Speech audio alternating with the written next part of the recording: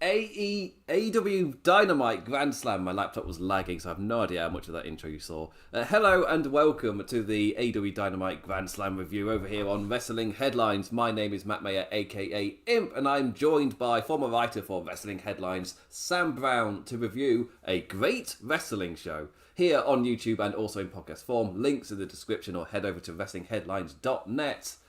Sam Brown. What a show we have just watched. With it was so good. Match. It flew by. It absolutely flew by. It was a joy to watch. Just AEW firing all cylinders. Professional wrestling is amazing. And it's just so my notes really pretty much just read as the ovations, the atmosphere. It's just it's so good. Yeah. I think I've written crowd was hot so many times. Just that's a very robotic kind of response to it. Crowd was hot. They really were though. Just the amount of times where I'm just like, a white hot thing led into this, where they also got a white hot reaction. It's like, it's so nice to see, and I was really excited to see what the setup was going to be like at Arthur Ashe.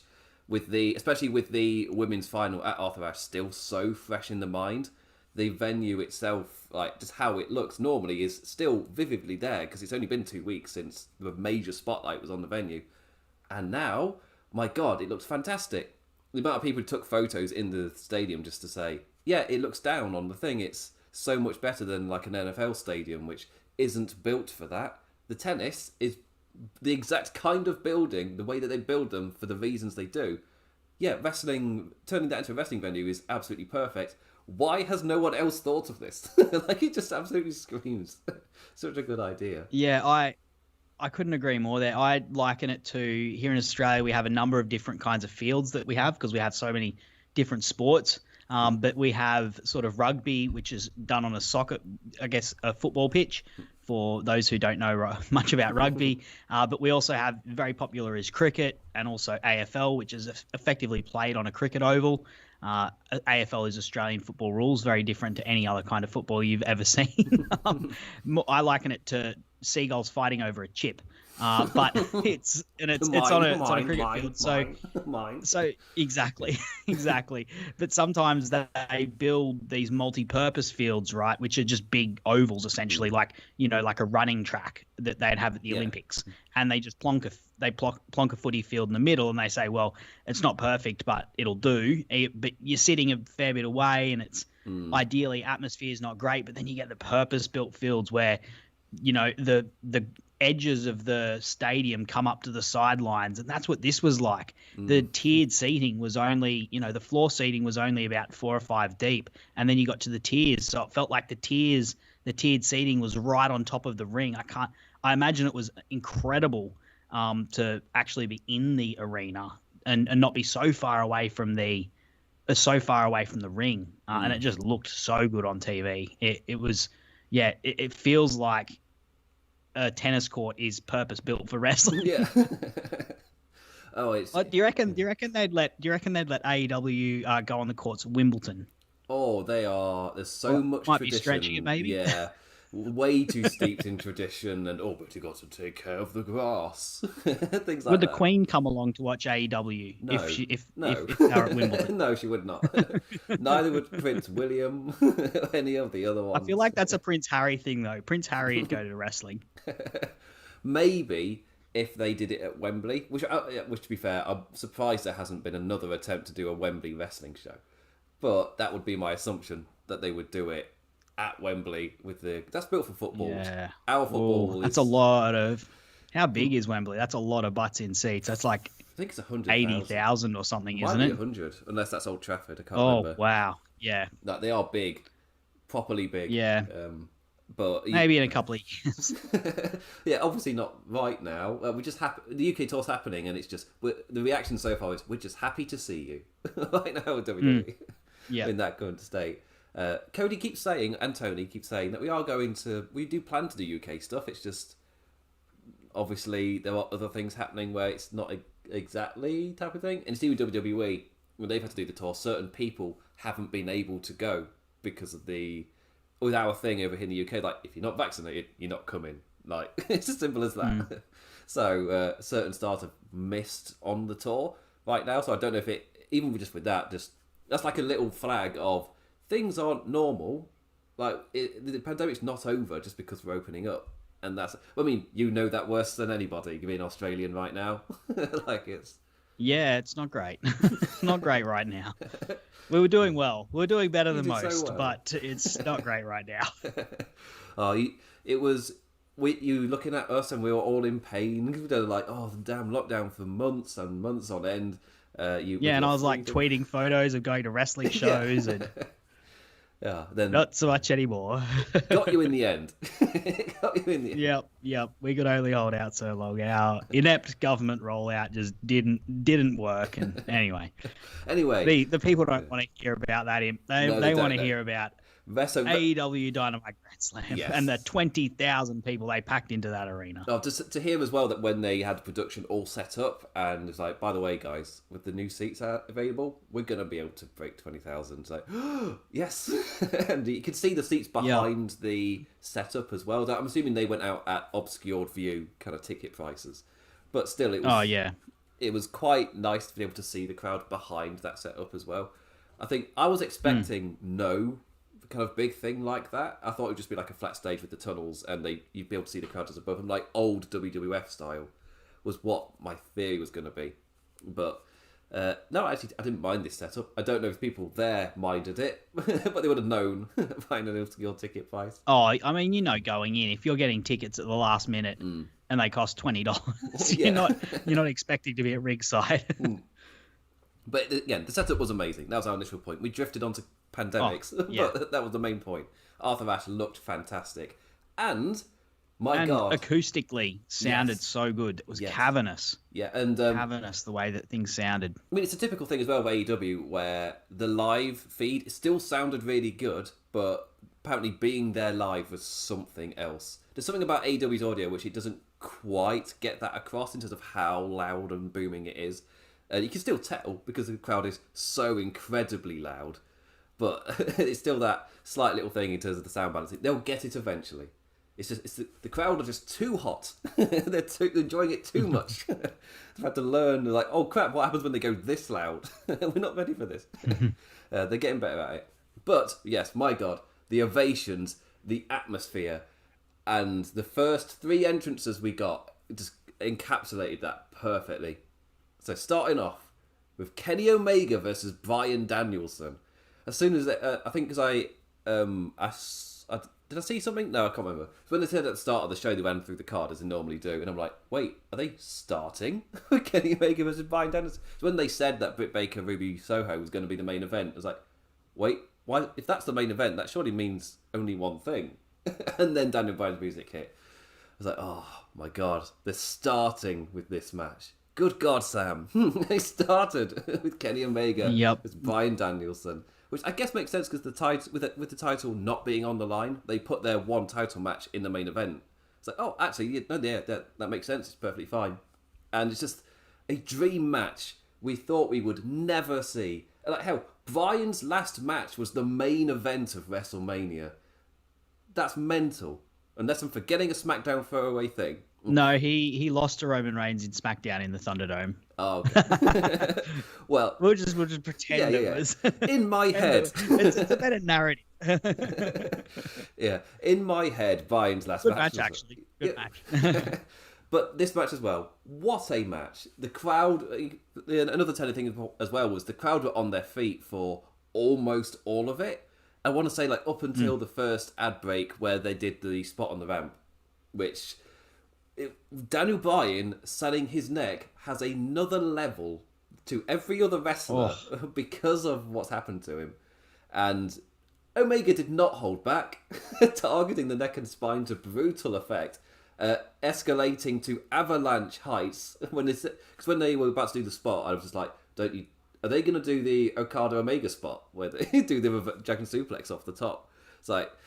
But it's Daniel Bryan. He shouldn't be doing a Dragon Suplex off the top, surely.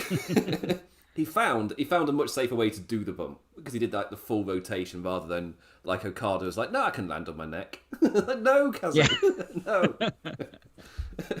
Yeah, and but still, that one on the ramp where maybe it looked like we're going to do the when you do the dragon, quite often you kind of roll through. But on this one, Brian he did the whip onto the back and then kind of slid down the ramp on his neck. I was like, no, it just sold what came next. That was so much more. That particular part was brutal. I think I like that they went on first. They did the same thing. They did the same thing when they had the 30-minute Iron Man match. I guess it just, when you're going to go to a 30-minute time limit in this company, you've really, going first is a good idea, because it means that no matter what happens, you'll have got to that 30-minute time limit, because no one can accidentally go over time and stuff you up with that. So I think that's probably why they did it. And of course, the having the championship, the title match go on last, and giving it that prestige that a championship should have, also did that. But yeah, look, as you said, the selling of the head and the neck. I mean, Omega's offense is based around the upper body, the upper back, and the neck and the head. You know, you've got V triggers, you've got the dragon suplex, the snapdragon suplex, and of course the one-winged angel that lands someone straight on their neck. And he lays it in at the best of times, but I think these two had a word backstage and were just like, hey, make me feel it. Make me feel alive out there, boy. You know, they just lit each other up. You saw Brian's chest just ripped raw and red and welting, and it reminded me of when he had his first match back. Well, not his first match back, but one of his first matches back, where it was at the greatest Royal Rumble in Saudi Arabia, and Roddy Strong just lit him up, and he just had welts all across his chest. And kind of, you knew they were going to go for those sorts of things, but because it happened so quickly and with such snap, it caught you off guard, and all you saw was just bang, the snap on the suplex, and then the way that Brian sold it, just sliding down the ramp. And then, you know, the way that Omega just targeted that neck and the head ruthlessly, and the way that Brian sold it was just such good chemistry. And Brian's selling is just so good, and so good at seeing him grit through it and try and psych himself up, but also you can see that he's in pain. It's just so good. These two are perfect together. Their chemistry is so good. This is the first time they've ever not the first time they've ever wrestled each other, but the first time in 10 years that they've wrestled each other, and that was a one-off match, which was very different to this one. And they immediately were able to dodge things at the last minute, to pull off counters at the last minute. I think this is like Naito Okada level chemistry with Kenny here. These guys have some incredible matches in each other, in it, and this is just the start. I think we saw in the final stretch just how good these two can be when they, you know, get that chain of that 30 minutes released.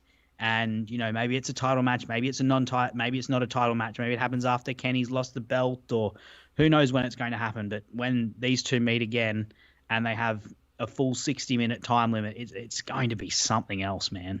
Oh, it's just like the second half of this was truly something special. Like the 30-minute time limit arrived as if it had been no time at all. Which was just, you could sense it in the crowd. It'd been 30 minutes and the crowd were white hot as they just start kind of going into each other. It's the kind of noise you get when maybe you're entering maybe your final 10. So like that kind of momentum. And they were at the time limit, which was crazy. Just and I loved how, one of the things I loved about it was that it didn't finish with one of them, you know, locked in a submission or going for a pin. It finished with them brawling and punching each other, and they didn't stop. Neither of them stopped. You got the feeling that both of them as characters, with their egos and their pride and their will to fight and their love of the scrap, you got the feeling that they wanted to continue fighting each other, and it was actually other people interrupting that sort of stopped what was happening. And I love that. I love that thing as, because then it's not just that we want more, it's these guys in the storyline, in the character, in the characters. They've got a taste of what they can do, and they want to, one, continue it, and two, they want to prove that they're better. And that's why this can happen after a title it changes hands and it's still going to feel big, because for these characters now, this is something that's going to hang over their heads. Yeah, and like as well, the thing Rich Latter was tweeting out that these two essentially just had a Kenny Omega G1 Climax time limit draw main event just to kick off and open the show. Yeah, exactly. Yeah. That's the perfect sum up of it. Yeah. And especially when I went on Twitter as well afterwards, just seeing people like Lance Storm saying that was the wrestling match of my dreams. It's just everything. Obviously, he's like loving the technical side of it, and oh man, it was such a good match. And especially, I think the thing that really did elevate it was how well Bryan sold his neck to the level of when they did the shots in the crowd. There were multiple people like, oh wait, no, something gone wrong. Because for me, the person that needs a hell of a lot of praise is the referee. Forgotten his name. He's the Ring of Honor one. Forgotten his name. But because he kept going to Bryan after every single spot, you internally just go, oh, why does he keep checking on Bryan? Is something not right? It's like, oh, it's so good. Because that's a perfect way to trick us. We're just like, something must be wrong because he keeps checking on him. No, they were just saying that he was hurt. Oh, God, gee, really good stuff. Really good. And yeah, again, final 30 minutes, absolutely fantastic. The Rana reversal of the one-winged angel as well, it gets me every time. It's so good, because it's like, how do they escape at this point? He's got their arm. Well, if they can pull off a Rana, then that's the main way out. Really, really good stuff. It did reach that point of what do you do next? And again, someone pointed out on Twitter, Omega only pulls out the Phoenix Splash if he's getting desperate. If he is like got to that confidence level where he doesn't believe, he pulls out the Phoenix Splash. And when he did that here and it missed, it's like, oh, yes. For me, that is amazing. When I do the Gareth, shout out to Gareth for the long-term storytelling with the Phoenix, with the Kenny Omega's confidence. It's all in ring by the little things that you see, or like the way that he dresses to do certain things. It's that long kind of character trait that he's got. And again, the entire time, he's building the feud with Ibushi still. They're not in the same company. It's just all these little layers. And none of it is said like right to your face. Like, Escalibur doesn't call, oh, it's the Phoenix Splash that Kota Ibushi does because they used to be a tag team together. Like, it's nothing like that. It's just, for those in the know, get more out of it. As Sam says multiple times. I did like that they pointed out that the Phoenix Splash hadn't been used since the Moxley match, which did, as you said, it's a desperation move for him when he's like all dry up and doesn't know what to do. That's one of the wells that he goes to, and nearly always comes up dry. Yeah. Oh, who was it? It's like, I have to realise the reference I was about to make. It's like Martin Kirby trying to hit the Zoidberg elbow. Which is just like, the entire time, it's got a massive build-up, like Scotty 2 Hotties the Worm. And he does, like the Zoidberg from Futurama, he does the meh, meh, meh, meh, with his kind of claw hands. And he'll go across he'll go on the middle rope and kind of just walk across it going meh, meh, meh, meh, meh, meh, and then jump off to do the Zoidberg elbow. And it always misses. Aside from the one time it doesn't. When he finally hits it, it's like a massive ovation. It's like, oh, he hit the elbow. He hit that thing. But yeah, I feel like with the Phoenix Splash Kenny Omega, you can do that where it's a desperation move. He only pulls that at a certain point, but when he eventually hits it, it's like, oh, he did it. Obviously, you can draw more focus down the line. And for me, he only hits it against Kota Ibushi, personally. No one else. He shouldn't hit it on anyone else. He never hits it. Never hits it. Well, because this is that the current debate in my head of who's the one to kick out of the One-Winged Angel again. Is it Ibushi or Hangman? I haven't decided which one I want. As in, do you keep it for Ibushi, or do you let Hangman do it when he wins the title? Because the pop would be insane. It's just feel like they're just going to steal it away from us, and then Hangman kicks back out. And it's like, oh! I can't decide which one I want. They can do both. Again, it's AEW. They can pull it off. It's fine, but But that's that point with that long-term kind of thing. The fact that neither of them hit their finish. And personally as well, the kind of workarounds they're doing, because there's the whole kind of legality issue of Bryan doing the yes kicks. So he kind of essentially did the same spot, but he did it in like two halves. He did one on the ramp and he got countered, then he did the second half with the kick back in the ring like 10 minutes later.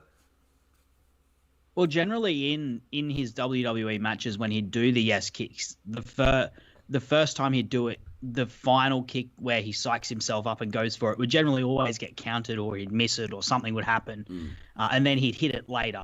That was one of the flows that happened typically in his WWE matches. I mean, he's going to do it. I think the way they're just going to get around it, he's not going to do it. But if the crowd do it, then they're going to do it. But we did get "You're going to get your fucking head kicked in," yes. Which I really liked hearing. I was glad that someone finally made that chant work, because it's such a cool chant. But it's a few too many words to be really easy to get. You really got to know what you're doing to get it. But look, if an AEW crowd can, if any crowd can do it, it's not a small crowd. It's pretty easy. But if any big crowd can do it, I think it'd be an AEW crowd or a British crowd, because British, I don't know, you guys just know how to, you guys sing songs and yeah. Oh, our football culture has given us a gift of just singing merrily. I will say when we do sing, we just sound like a bunch of drunk people singing, just not to a tune. If a song does have a tune, football fan chanting will erase all sense of tune. It's all just to the beat of the song. It's all flat. But I will say the Welsh don't do that. When the Welsh sing, it's actually half decent. If you ever watch a Wales game of any sport, be it rugby or football, it's a beautiful thing. The national anthem, it's a sight. It's a sight when they sing it. Anyway, that's a slight tangent. The only thing better is a Pacific Island rugby team listening to the crowd sing them home in their home game, the rare home games that they get. That's something special. But yeah, they got the chant right in New York. Good job, Arthur Ashe. You nailed it. We'll see how Rochester goes next week. Maybe not. We'll see. But Brian going to lock into the bell lock after the bell. You're just caught in the hype of the match, as Sam was saying. The two of them just wanted to keep fighting, and he saw that as the referee calls for the bell and the Elite run on down. Super click kick to Danielson. That's not the name of it, but I like it. In response to bring out their Rampage opponents in Christian, Jungle Boy, and Luchasaurus. And that kind of leads us in with momentum into Rampage on Friday. And of course, the thing in my head as well is, after Baker Soho, that was only half of the show for the live crowd. That they got Rampage after this. It's like, oh, what a night. What a night of a show. But yeah, and of course the immediate response to it is just overwhelmingly positive. Which as well, to say that this is another example, you can do a non-finish and it be fine. And you don't feel cheated. You feel like it was worth your money. It's absolutely full of praise compared to normally when it's a screwy finish. The thing we're used to screwy finish equals bad. No, this is a fantastic example. You don't have, and the time limit draw, doing those gives you that ability to not have to give a winner or feel like you have to do an interference-y type thing. It's like, no, you just have it be a draw. Nobody loses. It's not that big brain an idea. It was used for decades before. It's just that we've been trained to think, time limit draw equals bad because that means nobody goes over. Nobody goes over on those shows anyway. It's fine. It's absolutely fine. That's an amazing comment, Gareth. Just say the LaBelle lot locked in after LaBelle. I like that. Getting yourself booked on this show with quotes like that. that's a good one. Anyway, absolutely amazing match. Can't praise it enough, but we have got the rest of the show to go through, and Sam would like to return to his wife at some point, I'm assuming. Yeah, I got to work tomorrow morning. So anyway, after that, do I play the riff for this next segment? I was practicing it beforehand. I've not planned for this. The pressure's on. The pressure's on. After that, we got the wow. Am I glad I did? I'm not wrestling on Dynamite tonight for. It's CM Punk, it's CM Punk, it's CM Punk, it's CM Punk. Oh, and he's singing it too. Nice. I learned the lyrics and everything. Yeah. I played a few of my own original strings, I'll call it. But yeah. Yes, it's CM Punk. It's CM Punk. It's CM. It's in my head now. It's not his theme. That's how I'm going to do it. Yeah, really, him coming out and just going, oh, I'm glad I'm not following that. It's just it was just like a lovely moment with our Wrestle friends as we recover from the opener. He just he's like, oh hi crowd, I love you all, you all love me, isn't this lovely? He's all motivated to send Powerhouse Hobbs to sleep. It's just all just a nice little lovely segment. And as it was when his music hit at the end, it just hit me like, oh yeah, this was a come down thing from that white hot match, and then transitioning to the next match, instead of what I'm used to, where you purposely put on a shit match. This was no, just have a guy go out there, go, oh hi guys, how you doing? They're like, are you good? Oh yeah, I'm good as well. Yeah, I'm having a lovely time. Are you having a lovely time? Oh, this is great. It's just. I'm assuming you don't have like that much to say about this because it's just Punk coming out and having a lovely couple of minutes before pissing off again. Well, look, it helps having the come down dude to come out to just sort of keep the crowd bubbling along, but not, let the moment to breathe, but also keep the show moving on. It helps when that person is as charismatic as CM Punk is. Yeah.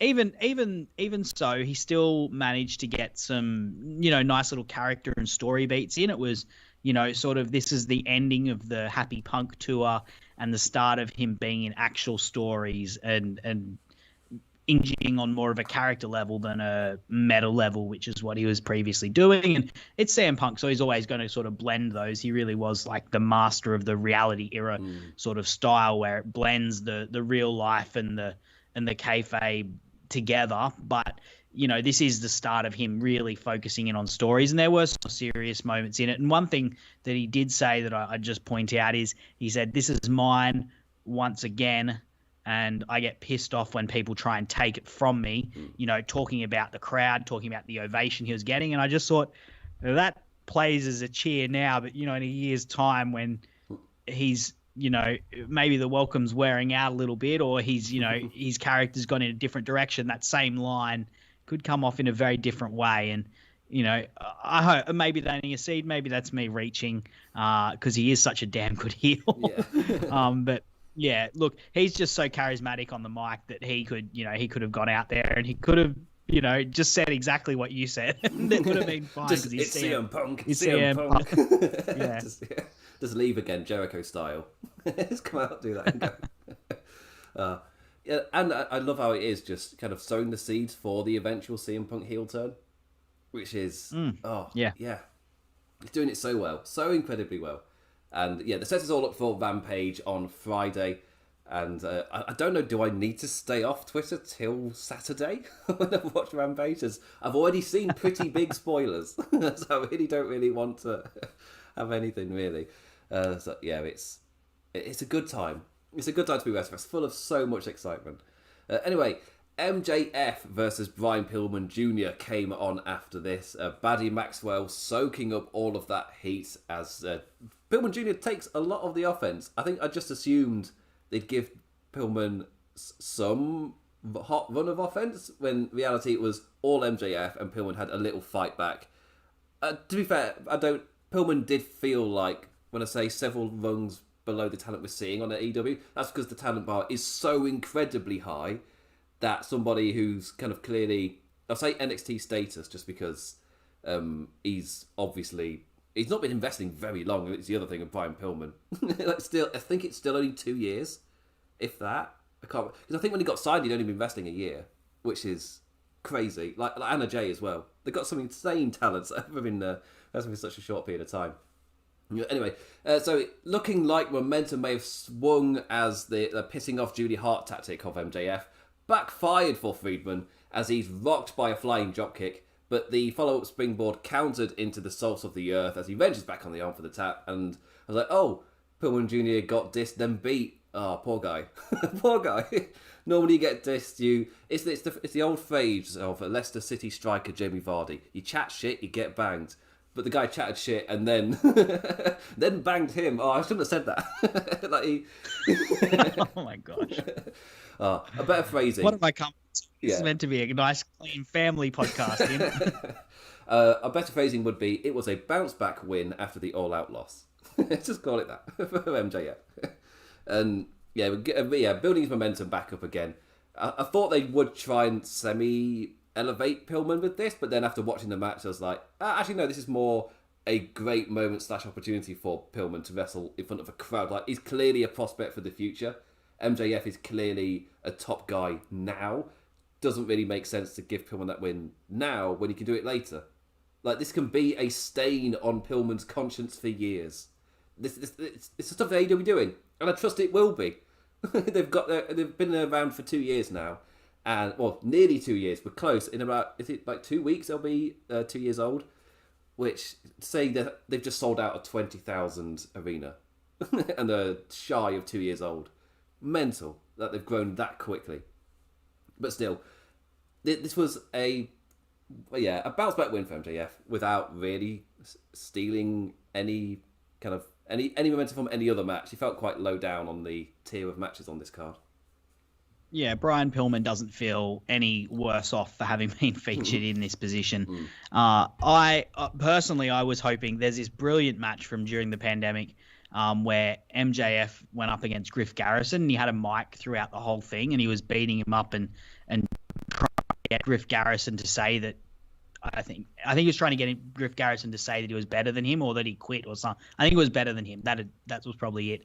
But throughout the whole time, he's just, taunting Griff. And I was kind of hoping he'd do that with Brian Pillman, but I guess they see a little bit more in Pillman than that. And that was when Griff Garrison was before the Varsity Blondes had formed. So I understand why they didn't do that. I did think there were some moments where you could see the seams in that. As you said, Brian Pillman is a little bit inexperienced, but, that's me really picking nits there. Particularly, I think the ending was really well done, and MJF, just the way he incorporated Julia Hart into it. She looked like a little girl when he grabbed her, and he just looked like the scum of the earth. And the way they used that to set up that little flying drop kick that Pillman did through the ropes was fantastic. And then at the end, he went back to Julia because he just knew it was such a good thing. This guy has just such great instincts for being, for going to any and all lengths to get booed and to just look like the scum of the earth.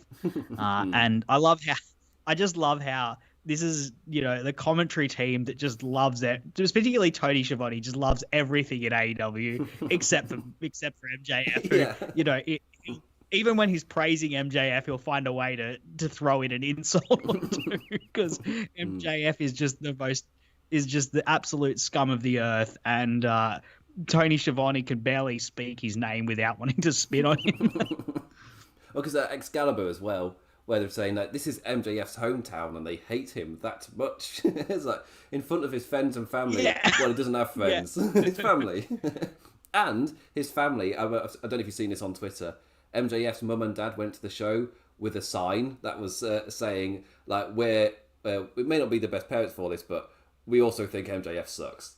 This is That's brilliant. I love it. I love it. And I think MJF did retweet them, and he just was like, F off, mum. Or something like that. It's so good.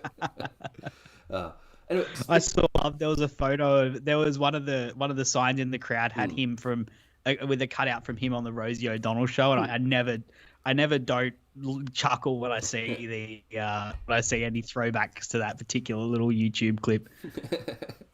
Oh, and speaking of younger self, somebody tweeted out a picture of child Taz, and they were like, he still looks like a guy that would just beat the crap out of you. And he's like 5. He does something about him. His face just naturally says it. He's not the guy that you stole lunch money off. Yeah. Next up, Malachi Black versus Cody Rhodes, who was joined by Arn Anderson and the returning. Oh, you're forgetting the Jay Hager and Chris Jericho promo. I am forgetting that. And I just wanted to bring it up because I just love Jake Hager's vacant stare. Yeah. He just like, he says his line, which doesn't even make that much sense, and then he's just staring at the camera. He's just like, I just love how he's just embraced the fact that he can't walk and chew at the same time. Yeah. The biggest dope, but he's just a block of muscle. I like how he tried to say the phrase that Jericho did last week, which got like about loud cheer innovation, and Hager says it, and then the crowd's just like, and somehow he got it the wrong way around or something. Yeah. I love it. Oh, it's hilarious. Anyway, after that, the arena goes dark and the crowd start to ooh, and then Malachi appears. He gets a pop every single time. Maybe because the AEW crowd has been conditioned to go, oh shit, when the lights go down. it was a joke at first because they were doing it so incredibly often. But the fact that he still gets a pop afterwards, it hasn't become lights go down, crowd go, oh, something's going to happen, and they're not going, oh, it's just him. Like, no, they're still popping for him huge when the red light shows, and he's there with his legs crossed on the ramp looking incredible. The whole production for his entrance is fantastic. Just the way the music is, I'll say screaming along, but when it goes dark and then he appears in the different areas of the ring, it's like, oh, yes, so damn good. So, just creates that atmosphere. They bring it up on commentary all the time. It's the atmosphere he sends the arena into. Like, they get it. They get Black. Yeah, is the lighting normally blood red? So I didn't remember. I feel like it's normally white. Yeah, white and black. But you know he would have chosen that because he loves to like just lay those seeds in. I immediately saw that it was red, and I was like, that's got to mean something. And I loved the usage of the LED ramp as well. It had it was almost like white snow coming up to him as he was seated, and that with the blood red lighting was just such an incredible visual. And this guy's body language is just so good. It's like menacing, and it's brooding, and you just and later in the match it plays into the match as well. He's just a master of his body language, and that translates into how he moves and sells in the ring. Fantastic professional wrestler. Such a good get for AEW, this guy. And you could sense it in the air. Even after the time off. Oh, yeah. New York did not want Cody Rhodes to win this match. They were not behind him. Just that feeling of, the character...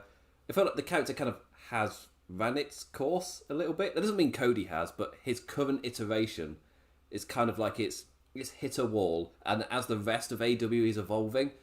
Cody hasn't really done that. And because it's AEW, and it's just, because it's them, and like, surely this is the point where they either adjust or they already have, and this is all purposeful. It's one of the two. Because either this is the final note where we're like, well, we know we'll turn against him, but we need to get this note first because of Malachi. He needs this beat more than Cody needs to turn heel at this point. Cody can turn heel after this. It's fine. Or, because again, on Twitter I was seeing people going, this might be where he steps away, you know. And personally, I was just thinking, he could turn him on this, though. You can get a whole other run with this kind of momentum. And with you could even do the delusional babyface thing, where you think the heel who thinks he's still a babyface and the crowd just boo him. And there's so many roads you can go with this. That's exactly, we're jumping towards the ending, but that was exactly what I was thinking when they were doing this. I was like, he's just going to keep on doing this, and he's going to get booed, but that's going to be the point. He's going to be going up against faces, like he's going to go up against Hangman Page, or he's going to go up against Bryan Danielson, or he's going to go up against CM Punk, and he's going to act like he's Cody Rhodes in 2019, going up against Chris Jericho, but instead he's up against someone who the crowd love instead of someone who the crowd despise. And, you know, like, it was like Brandy made her return and got like pelters. Yeah. He just got absolutely crapped on. And, you know, and I'm glad they're back together, particularly if he is turning heel, because their act together is so good, like particularly when he's a heel. And yeah, look, I'd like to get into the actual match because it was a really good match as well with the way that these two interacted. The way that they went after one another, you know, it wasn't the sort of athletic precision or quickness of, say, the first match, but they still like laid it in. And when they were hitting each other, it felt like they were heavy hits going through. And you could see the mind games that they were trying to play together. And Malachi's selling throughout was so good. I loved how you got the contrast between the I love the move where he puts the person's lifts the person's head up with his foot, and then hits the spinning kick. And he went to do that, and Cody. And hit Cody. I think he hit Cody. That was the first time he hit Cody. But then he went to do it again after Cody had worked over his leg, and he couldn't do it because Cody worked over his leg. I just loved that particular aspect of the match. And as I said, I loved Malachi's body language. You know, like just with just one sort of nod of the head and gesture towards Brandy, you could just feel the menace in the air, and you could feel how Cody, was just so fire, because Cody is all fire and heart and piss and vinegar, and you can just see how he's just, the fire in his eyes lights up as this guy in front of him just gestures towards his wife, this menacing guy who's taking out all of his friends and family. It's like, I'm going to go for that one as well. When you're done, when I'm done with you, she's next. And, that moment was great for me.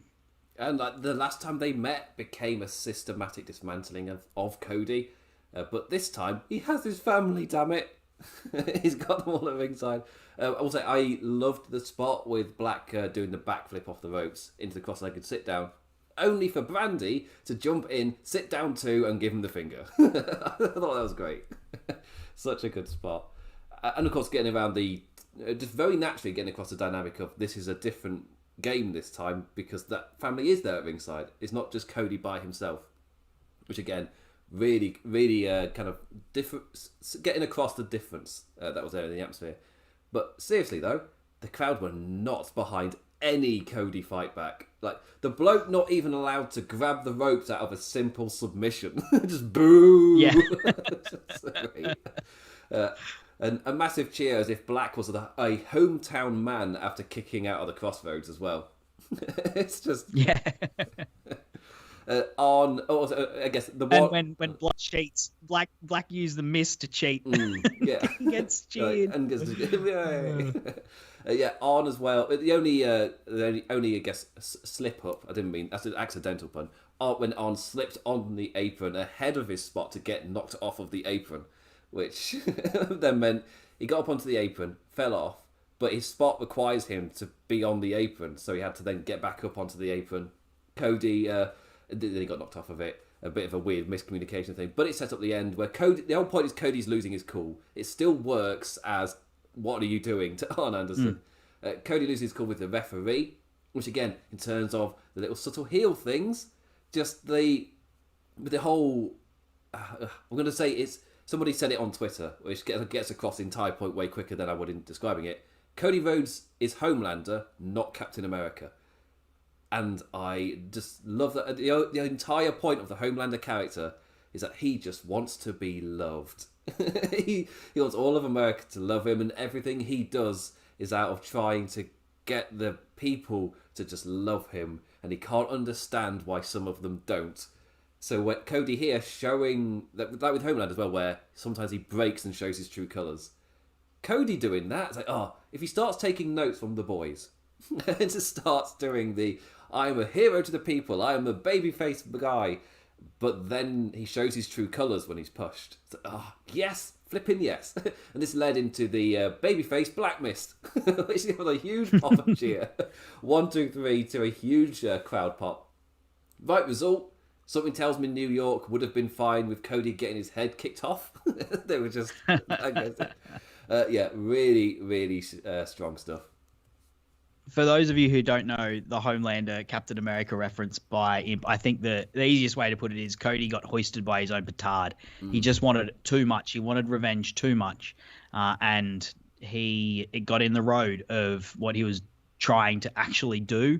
His own fury and fire got the better of him, and he got beaten because of it. And that's a very heel thing to actually happen to someone if he is in fact turning heel. I don't actually know. I think the reason he's getting booed is partly just, I think he's had a bad year, and there's a lot of things that will go on going on in AEW, and I think that he always attracts a lot of time and a lot of attention, and people don't want mediocrity. There's been moments, there's been flashes of good stuff, like the match with Shaq, for instance. Obviously, this and the first match with Malachi. But apart from that, there's not been a lot of great stuff. And I think people, this is elite, all elite wrestling, and Cody is elite when he wants to be, but he hasn't been this year. And because he attracts so much time, I think the fans are letting them know that, like, this is not acceptable. And yes, You created this promotion. It's brutal that he's getting this kind of reaction because he is one of the driving forces behind this promotion being a thing. Like, this would not have happened without Cody Rhodes. But at the same time, this is elite, and elite does not have time for mediocrity. So I get it. I get it, and I understand why some fans are frustrated with that and why they're letting him know that, because they don't want to see Cody versus QT Marshall. They don't want to see that program taking time away from things that probably deserve it more. And there's more and more deserving acts joining AEW by the month. And if that means Cody Rhodes takes more of a backstage role, that's sad, but it might be what it is. If it means he has a heel turn, he is a bloody elite heel. I can tell you that. Yes, 100%. I think I was even saying it on the Raw reviews. Like, yeah, Sam is quite a big fan of the Bullet Club is fine angle. Like, he's just... I remember it from way back when, back in the day. I remember. It's such a good heel. Such a good heel. And I love the idea on BT as well, was the way that he turned babyface. It's like, can I be more likable this season? It's just in the board meeting. Really like that. Yeah, that's brilliant. That was brilliant. Anyway, yeah, we were asked, how do we stand on Cody turning heel? Yes, no, how soon? We've kind of touched upon it with the whole Homelander idea. Just for that, you can do that gradually. Really, nothing needs to be rushed, especially as there are so many elite guys kind of just who demand those spots right now. You can slow bubble this with Cody.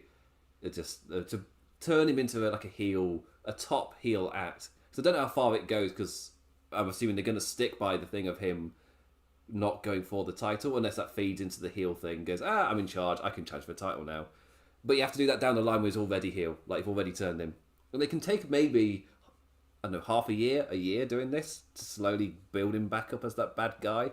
Don't need to rush anything. It's fine. Yeah. Yeah, for me personally, I don't, whether he's a heel or a face, and he may play it a bit both ways in that he continues to have the same character. In fact, I think he will probably continue to have the same character, maybe emphasizing different traits, but I just want to see him plugged back into the general roster. I want to see him interacting with people. I want to see what him and Darby Allin looks like now. I want to see what him and MJF looks like now. I want to see what him and, say, Hangman Page looks like now, because Hangman Page and Cody have a lot of history, perhaps more history actually than what Hangman Page has with the Bucks, but has never been played up, and that could be a fantastic program. I want to see what him and John Moxley looks like. That could be one hell of a program. I want to see him not off in his own universe, which is what it feels like it's been. With him, off fighting Shaq and off fighting QT, very little integration into the rest of what's going on. And damn it, I want to see him back on BTE, because he was the highlight of BTE when he was on it. So damn good. Anyway, moving on to, I don't think I'm missing it might have just done hype, might have been a Miro promo, I can't quite remember. Miro promo is always worth listening to. Yeah, he says the same thing every week. This week it was, when he's talking about God, he's a man's pain, she's a man's pleasure, sometimes pain too. Fair. Just so good. He says the same thing every week, and I never get sick of it. Still, the absolute peak was the only two things that motivate me in life, and that's a vengeful God and a double-jointed wife. It's just, Miro, that's too good a line. No. No, I love the one where he talked about how he never lies on his back except at a hotel room after he's had victory. Yeah. And Lana's always following up on Twitter as well. It just adds to the humour. It's so damn good. Anyway, FTR with Tully Blanchard versus Darby Allin and Sting. A nice little example that this show just didn't have any down periods. A damn great simmering tag team with one over as hell team constantly cut off by our dastardly heels. Also, FTR made Sting look like $1 million, like he was 90s Sting. And Allin and Sting made FTR look like an absolutely incredible tag team. So everyone came out of this looking amazing. This is how you do it. And in the end, it came to Tully with the hidden chair in the corner backfiring as the splashing Stinger spots it and Dax goes crashing in. Kick out into the Scorpion Deathlock. An awesome final spot with Cash trying to pull Dax to the ropes, only for Darby Allin to coffin drop onto him. Really, really good stuff. Darby Allin continues to be over as hell. Sting looked awesome in the best way possible in terms of using a veteran or a legend, an icon like Sting. No putting him immediately into a title match because he's Sting. It's like, no. Like, he was perfect. Absolutely perfect. Have the crowd go crazy for him, but the whole point is Darby Allin looks like a superstar. It continues to build him up. Just all the applause for this. Yeah, I couldn't agree more. This was FTR at their absolute finest. The layout of this match was immaculate. The way that they let Sting and Darby Allin get their fire up spots, but then shut them down in such smart ways. The way there was one sequence in particular where Darby was going for the hot tag, and they shut him down. They teased it. They shut him down. They teased it. They shut him down. And then I think Darby rolled. They held him, and he was reaching out, and they pulled him back, and then Darby rolled through and finally got the tag. The crowd went wild. And I just remember a year and a half, maybe 2 years ago, and listening to I think it was actually Jim Cornette, who, he's persona non grata, but he's still got he's got a great wrestling mind in some ways. And he was talking about hot tags, and he said, you've got to, the idea of two people lying on the ground and both getting a tag at the same time, that's not a real hot tag. And at the time I was like, oh, but it works. The crowd gets into it. But then when I saw this particular one, I've seen other ones like it, but this particular one, I was like, a hot tag is when you have everything in between you and the corner. You've been beaten down so much, and all you need to do is get to the corner. But to get to the corner, you've got to overcome everything. You've got every obstacle between you, and that's what this was.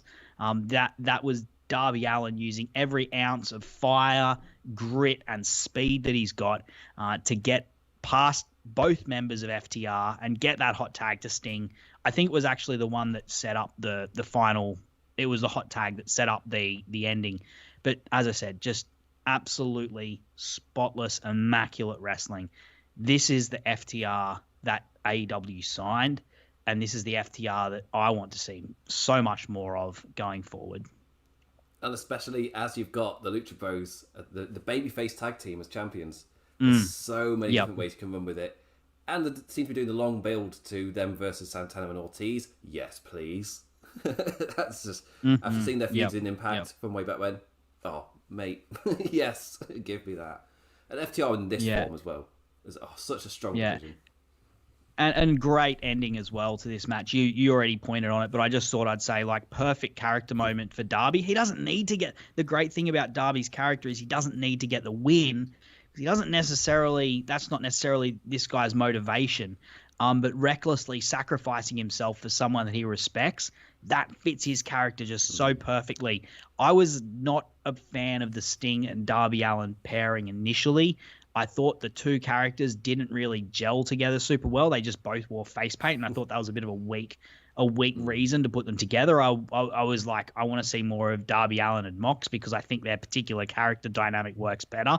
But I've been proven wrong. I was absolutely wrong. This teaming together has been really beneficial for both men.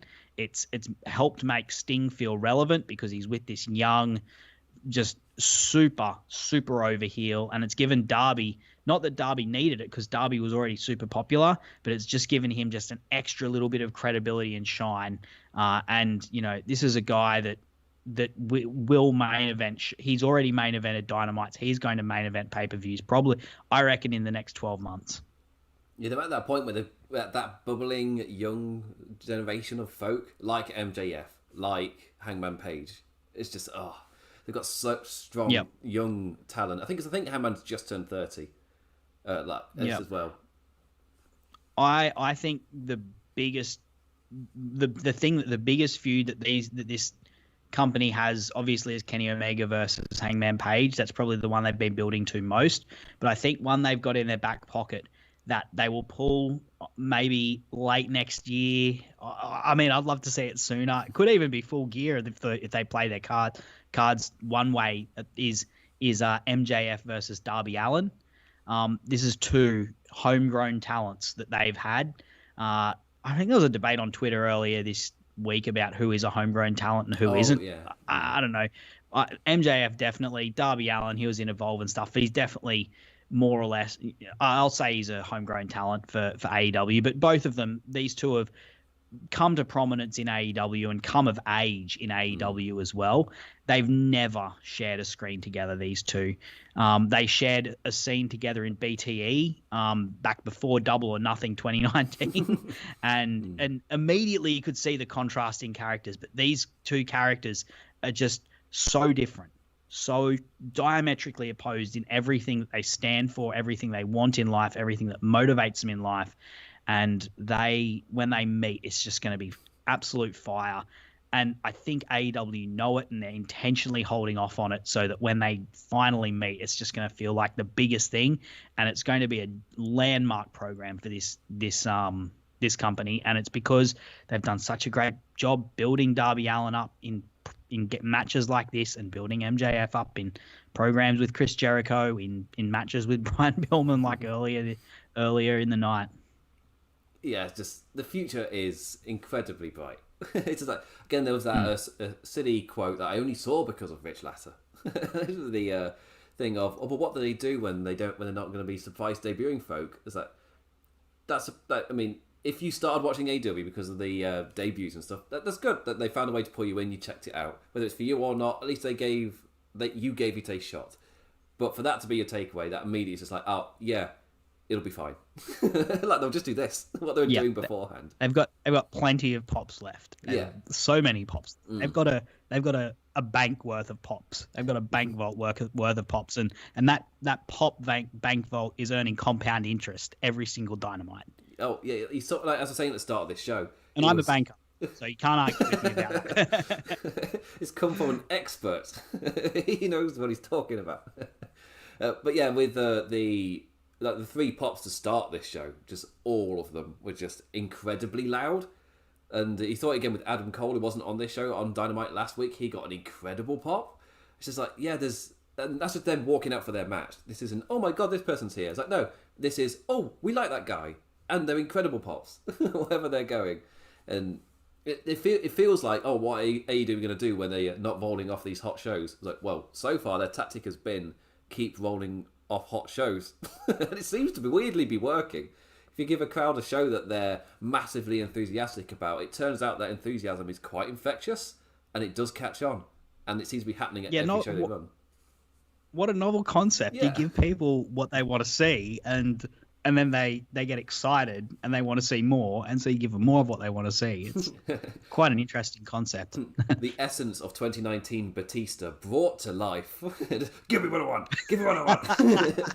He knew. Anyway, then we did get a kind of a rundown for Rampage on Friday as well. I won't be able to cover Rampage because given I'm English, I'd have to do it middle of a Saturday. Not the best. I'm hoping to find a schedule where I can at least cover like Rampage / SmackDown in some fashion. It's just right now not happening. But we got a rundown through the card. Looks like another solid card. The main event's a lights out match with Suzuki, Lance Archer, Eddie Kingston, and Moxley. Oh boy, that's pretty solid to me. And the rest of the card also looks like full of hype and excitement as well. So can't wait to watch that on Saturday morning. Also, they're going to get back after that match. They're going to get back, and Tony Khan's going to go, when I said tear the house down, you know I meant that metaphorically, right? And I have heard good things, that people left excited and happy, which is no surprise given the look on the card. Like, cool, awesome. Yeah, don't send me spoilers. You will get blocked immediately, without remorse, without hesitation. You will get blocked, and you will not be unblocked ever. Even if long-term friendships will be broken over this. It's just no, don't do anything. Yep. That is an immediate heel turn in my eyes. Irredeemably heel turn. Speaking of Redeemer, also on Wednesday, Miro will be defending his title against Sammy Guevara. That link was like we planned it. It's just, yes. Next week on Dynamite, immediately into another hot match, Miro versus Sammy Guevara. Again, just like we're saying, just turns out it's so easy just to rotate people in and out like this. Suddenly, if you've got the TNT champion not on the show this week, turns out he's defending it on the next episode. Like, oh, What an insane concept to rotate people in and out and just keep momentum rolling like this. Really, really strong. And we also ended the show strong with the AEW Women's Championship. Dr. Britt Baker, DMD, defending against... I got the guitar back. Defending against... Oh no, my headphones have gone over the strings. Ruby song. Oh, there we go. Oh, damn it, headphones. Give it a bit of that. Just while he settles himself back down, if you haven't heard the story about how Ruby Soho got that theme song given to her by Rancid and got given the name and how much that meant to her, it's on Talk Is Jericho and Renee Paquette's podcasts. Check that out. It's a beautiful wrestling story. Oh, and such a lovable soul as well, Ruby Soho. Oh, yes. The fact that you would see that on all of the kind of backstage stuff with WWE anyway, but it never got onto the screen. AEW is so good at just taking those things you were seeing, just not on WWE TV. Like whenever you see them give like a backstage interview after a match or things on Twitter, surprisingly AEW's gone, oh, we're not going to do anything special, we're just going to use that. You've already been doing that. Why not just put that on TV? Well, to be fair to WWE, she was playing a heel most of the time, so she wasn't meant to be sweet and likable.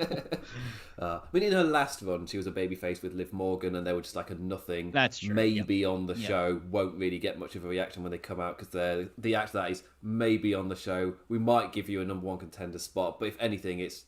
We might cut you at the last second as well. Yeah, they were that level, which obviously for a talent like Ruby sucks, and to see her immediately get that gratification, this isn't couldn't cut it elsewhere, and this shows that they're small time. It's like, no, clearly this is somebody that had talent, they just never saw it, which is going to happen. It may even happen, one day may even happen with AEW. Somebody may feel so underappreciated, then it goes to WWE. Right now, we're seeing it the other way because of AEW's current rise. And we're seeing many people who were just kind of never given that opportunity. And that's why the promo worked so well last week with Baker and Soho. I had a bit of an interesting back and forth with a guy called Greg DeMarco on Twitter earlier this week, and we're talking about, are people actually different in AEW to what they were in WWE? And I think I subscribe to the idea that it's probably less than what a lot of people say it is. But what AEW does is take what probably their peak was in WWE and really emphasize that. Like if you look at, we talked about Miro earlier, he's essentially having a similar run to what he did with the US Championship run. And that's fantastic. And that's where you want him. But that's not where he stayed in WWE. And same, and you can see with Ruby, like this is her pinnacle in WWE was probably when she was in NXT. She had a title match and was very good and very good in that, and then got used different, and also had a title match on the main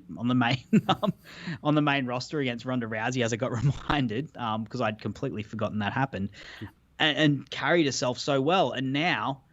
Where has AEW put her? Immediately at the top of the card, because that's where a wrestling talent like Ruby Soho belongs, and it's probably where she belonged in WWE. It's just that company has so many other great wrestlers that they just can't fit everyone. The ratings haven't come in as of now, but this may be the most watched Dynamite ever, and it was headlined by Ruby Soho versus Britt Baker, a women's match. A recent debutante and one of their homegrown stars. Yeah, and that's the thing I've been kind of highlighting with AEW in these past few weeks. Yes, there's been the rivals of CM Punk and Daniel Bryan, Bryan Danielson, or Daniel Bryanson, as I also want to say.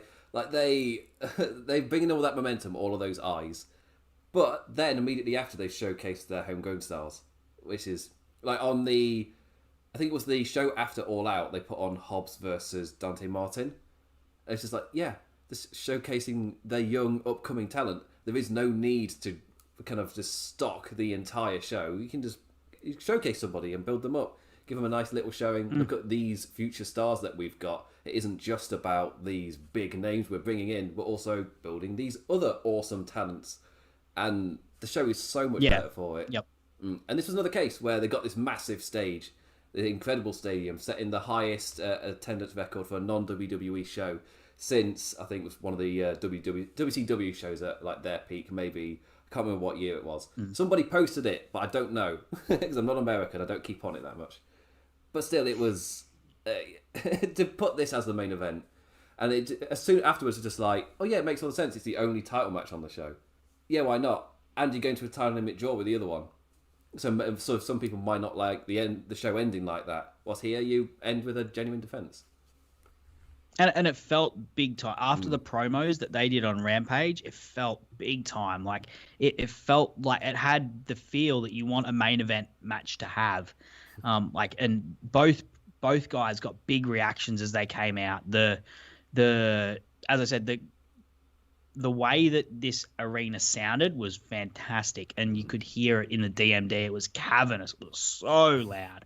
And, the crowd throughout was chanting Ruby Soho, DMD, Ruby. It was, that fantastic, duality where, you want both guys to win. And this match was just really, really good. There was so many great sequences in it. These two gelled together really well. I feel like in some of Britt's matches previously, she's sort of overplayed a hand a little bit, and maybe either she or the other wrestler just hasn't been up to speed with what they wanted to try and do, or their ambition sort of outmatched what they could actually get done. But in this, they got everything right. They hit everything they needed to. They had, tight, snug offense. And I don't know, personally, I think Britt Baker is a Tanahashi fan because she does a lot of like Tanahashi-esque moves with the swinging neck breaker, just the brilliant snapping switch, the brilliant snapping sling blade, which she hits in a Tanahashi-esque way where she really pulls down on the opponent instead of just floating past and getting them to flop over. This was a really fun match to watch and a really great ending to the show. Yeah. Destination known as the women's title main event Dynamite. Ruby fighting the numbers game too as Baker reaps the advantage. The avalanche air raid crash, not enough. The stomp, not enough. That was gnarly. Well, just the closing sequences really literally elevated things. It's incredibly well. It's that desperation thing that we saw, especially as Ruby was the one to take it high and then got countered and nearly lost the match. But she didn't. She kept kicking out.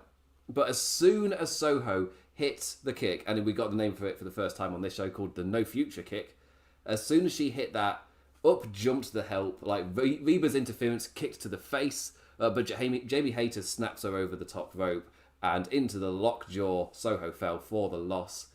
And the commentators just saying that they'd stolen it, they'd stolen Ruby's moment. Baker was the big heel, those sort of things. But no, it was. I personally really like it because when he got ringside help, there's the line that I'll probably call the Dick Togo line.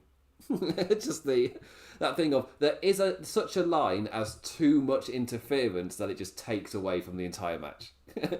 And this match gave practically none until shit got real, and then they immediately jumped up to try and help in that specific moment. And there were attempts earlier, but because Ruby was with it, she dodged them all. Which gets my other gripe, where Dick Togo's going to do something. How come you never fight him off? That sort of thing. Yeah. And this was immediate. Yeah. Well, Ruby, as well. In this case, Ruby was prepared, and she, as soon as it started happening, she knew what she was going to do, but she just got overwhelmed by the numbers because, it's 3 against 1. And yeah, it wasn't. I think with interference, the key is to make it quick and snappy, get in and get out. Don't make the referee look like an idiot. Don't be standing around forever. And if there's going to be a save, make it quick.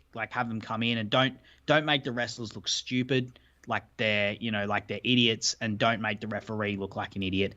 And this, they pulled it off. I think they pulled it off really well. There's definitely a place for interference. It's not what I want to see in every single match, but there's a place for it, particularly with heels. And Britt didn't she didn't rely on that. She was also smart, and she is vicious. And I think that's one part of her character that I really like. She's got a vicious streak to her, and that's emphasized in her finish with the lockjaw. It's emphasized in the snap that she has in her moves, particularly the curb stomp that she does is just it's brutal, and it gets sold so well by by the wrestlers, but there's just a snap to the way that she delivers her things, which speaks to a viciousness of a character that I think is very fitting for a champion. As I said, I didn't mind the ending. I was kind of hoping Ruby Soho would win. Old habit, say. I was hoping Ruby Soho would win. That would have made my predictions perfect for the show. Wasn't to be. I thought it could have been a good way to sort of immediately elevate her to the main event and immediately establish someone and give, add some questions to the Brit character that could be interesting. But it didn't happen. And it doesn't matter ultimately because Brit is a star, absolute superstar, and still looks like it. And Ruby, through the way that she fought in this match, she was also smart. And she had so much fire, but she just couldn't quite match. But down the line, maybe she will. And I want to see her, mixing it up with some of the other women in the division as well. Yes, they continue to set it up incredibly well. Just to that point where I was half expecting them to do the New Japan route of the next challenger walks out, but no, that's not how AEW can hold it up to next week. It's fine. But yeah, an incredible show. Main evented by a really strong match as well, and it will be famously remembered for the opening match with the time limit draw with Omega and Danielson just blowing the roof off the place. Talked about immediately, like an instant classic. Talked about in those kind of lights, that momentum, and we've got Rampage on Friday. It doesn't end here. This is halfway through the show. We've got the second half, a 2-hour Rampage on Friday night. Just they're rolling with such momentum right now. And also from somebody within WWE as well, I don't care why they're doing it. The fact that I'm actually seeing evidence as effort, as I've been calling it. It's like, yeah, when I don't care why they're trying. If they're trying, that means I'm getting good wrestling across the board. Or at least wrestling that is trying to be good across the board. And AEW has such incredible momentum. Like that Sam was saying, I wouldn't be surprised if this is their best number ever. I mean, it feels like it's always struggled to beat that first number, where it's just like just the incredible interest of that first number, which we're never going to be matching after that anyway. But the fact that they're slowly, week on week, getting closer and closer to that number, and this was a massive show. Arthur Ashe Stadium as well, still in the peak, in that bubble around Arthur Ashe being like a focal point of sports as well. And then we get the Omega versus Danielson match, which surely brought in more people from the outside just to see that as well. Just the amount of momentum they've got. It's just continuous excitement. And people like me and Sam, we've been watching it since day one. We just look at it and go, yeah, they've been building this since day one. Like, it's still good. Still winning this character strong. Yep. It's so awesome to see. Like, this show reminds me of the energy that there was at the original All In, the energy that was at the most recent, the original Double or Nothing, just bubbling with possibilities, bubbling with excitement, bubbling with happiness and potential. Just great. Next week they're going to Rochester. They're probably going to do something beautiful for Brody Lee there. This is a company that right now is just going from strength to strength. And it's so good to watch. It's so fun to watch. There's been some good times and some bad times as an AEW fan. Probably, I would argue, massively more good times than there's been bad times.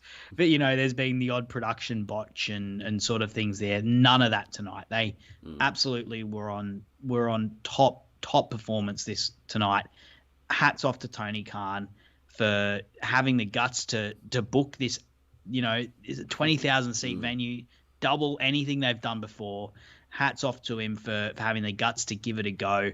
Hats off to the EVPs for how they've helped put this company together. All the people who had hands in creating this show, amazing job all across the board. I can't give it any higher praise. How much time to give it that? That was ultimate praise.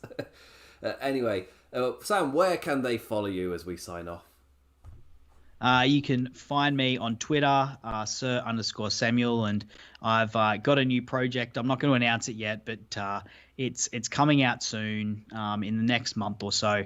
It's about AEW. So yeah, if you enjoyed listening to me here, follow me on Twitter. Everything will be announced there. And as I said, you can find as Imp said, I used to write for Wrestling Headlines, still do periodically every now and again, haven't for a while, but you can find my column archive on Wrestling Headlines under Sir Sam's Court. Yeah, I also am meant to be writing columns, but I wrote the NXT is dead one, and it's like I took a little break. It's just I posted that, the shit stirred, and I left. So it's just I'll get back eventually with that one. It got resurrected live and in Technicolor. Oh, it's a kid, or like a kid's daytime studio thing where, do you want to see the celebrity get the green goo dunked on them, and like, people are enjoying it at the moment, so yeah. It's good. It's good while it lasts. They still do green goo kids shows. That was a thing from the 90s. I don't know if that's still a thing. Anyway, I'll be back on Tuesday with the Raw review, and then yes, I will be doing Dynamite again. Because as soon as NXT shifted, I was like, I've not watched NXT since like May. I probably should start covering AEW. So here we are. And it's been a delight every single week. It's nice to cover good wrestling. For once, it's really nice. Anyway, follow me on Twitter at the damn implicat. That's damn as a damn. And over on Twitch with the implications with 2 S's. And Wrestling Headlines, the site that we're doing this for as well. At Wrestle Headlines on Twitter. That's Wrestle without an E. I'll get the pronunciation of Wrestle without an E correct. Sorry. Wrestle Headlines. Also on Facebook of Wrestling Headlines as well.